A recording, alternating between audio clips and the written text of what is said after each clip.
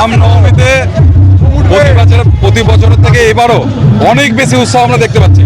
প্রচুর যুবক ছেলে, সাধারণ মানুষ আমাদের মিছিলে যোগদান করেছে এবং রামনবমী উদযাপন করছে।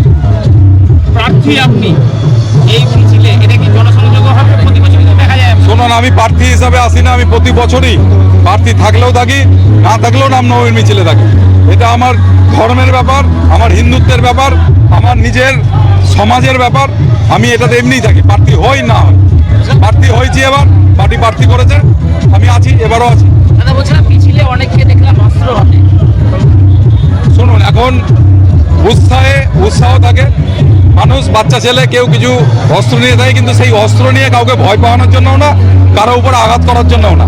এটা আমাদের দেবতাদের হাতে অস্ত্র থাকে, সেই অস্ত্র এদের হাতে আছে।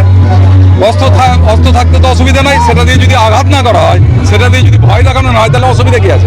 ভোটের আগে রামনবমী কতটা প্রভাব ফেলবে এই মিছিল? ভোটের আগে না, সারা পশ্চিমবঙ্গের পরিবেশ হিন্দুত্বে জাগরিত হয়ে আছে। মানুষ চাইছে যে এখানে হিন্দুত্বের স্ফুরণ ঘটুক।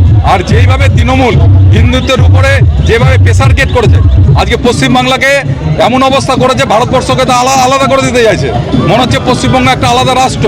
তার বিরুদ্ধে সারা পশ্চিমবঙ্গের মানুষ, তারা ধর্ম বাঁচাতে, প্রাণ বাঁচাতে, সম্পত্তি বাঁচাতে, নিজেদের সামাজিক অস্তিত্ব বাঁচাতে আজকে সবাই ঐক্যবদ্ধ হয়েছে। আপনার প্রচার আমার এমনি নমিনেশন দেরিতে হয়েছে, মানে দেরিতে ঘোষণা দেরি হয়েছে, স্বাভাবিকভাবেই আজকে আমি সুযোগ পেয়েছি মানুষের কাছে আসার। তো রামকৃষ্ণ পল্লী থেকে শুরু হয়েছে, সারা শহর পরিক্রমা করে আমাদের যেখানে রয়েছে, যেখানে রাম ভক্তদের জন্য অন্নপ্রসাদের ব্যবস্থা করা হয়েছে রামকৃষ্ণ মাঠে, রামকৃষ্ণের যেখানে বিদ্যা মন্দির রয়েছে তার পার্শ্ববর্তী মাঠে। এবারের রেকর্ড, প্রত্যেকবারের রেকর্ডকে অতিক্রম করে গেছে। লাখো লাখো মানুষ পথে নেমেছে, সনাতনীরা একত্রিত হয়েছে রাম নামে, রামকুঞ্জতে। সারা শহরের সাথে সাথে সারা জেলা, সারা রাজ্য আজ রামময় হয়েছে, সনাতনী হয়েছে। আজকে রথসংখ্যা আমাদের মধ্যে এখনও তথ্য আছে 40,000 পার করে গেছে, এই সংখ্যা আরও বাড়ছে।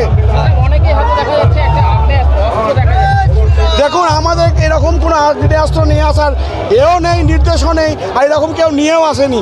বিক্ষিপ্তভাবে আবেগ ভরে যাদের আনা হয়েছে তাদেরকে অনুরোধ করা হচ্ছে ঠিক